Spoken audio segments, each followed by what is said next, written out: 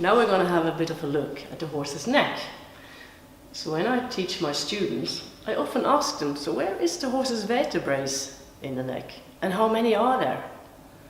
Most of them have this thing about that the vertebrae are up where you plait the mane, like in this area. But that is not like that at all. There are 7 vertebrae, 7 days in a week, quite easy to remember. Like the giraffe, like we, it's just they have different size. So you can see on this horse, it looks a little bit like a dinosaur. It can do quite a lot of things with its neck. It can take it up, higher, lower, down, forward. So this is quite an interesting part. And it is the balancing pole of the horse. So it really needs its neck to find balance when it's moving. So when you break in a young horse, it'll always be searching with the head. It won't be to the bit. It will be like over the bit and finding the balance with you as a rider.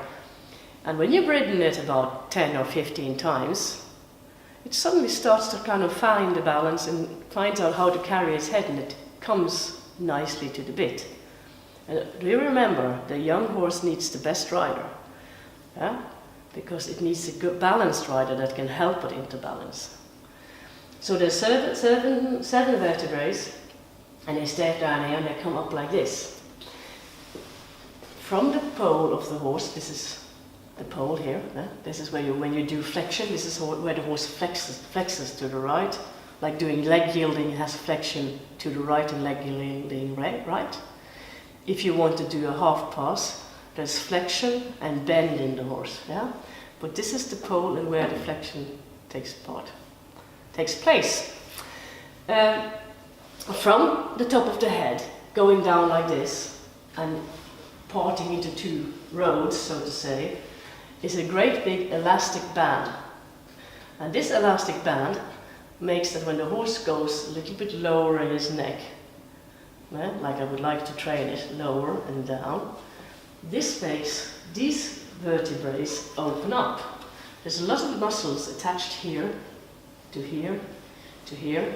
So when the horse lowers his neck, it opens this front part of its back. And it's already moving in from behind, so it's open in the back part, which we talked about before. And now in opening the front part, by lowering its leg, it opens its back. One thing I think many people forget is what is the weight of the horse's head.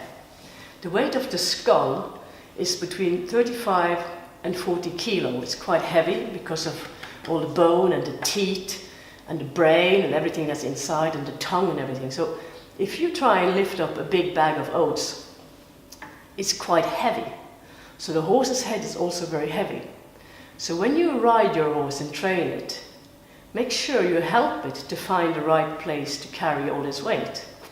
That's meaning if the horse is off the bit, over the bit, it uses muscles in this part to carry the head, which is not very good. If it comes low down and behind the vertical, it also uses the wrong muscles to carry its head.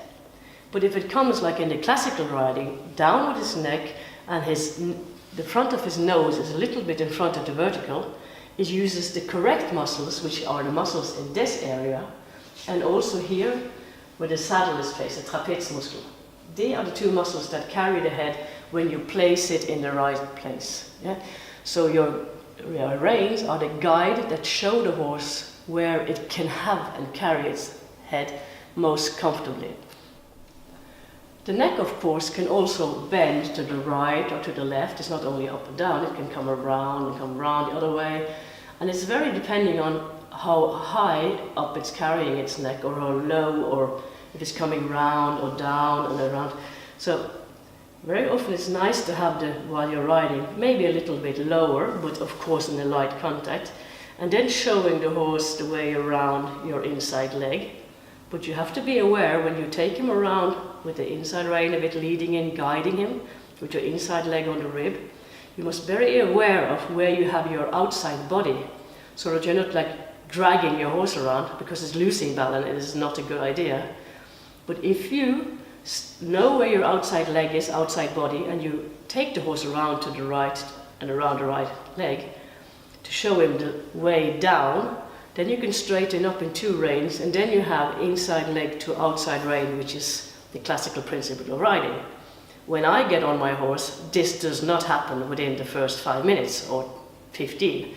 I have to warm up my horse and work for this inside leg, outside rein. And then it appears after 10 or 15 minutes riding.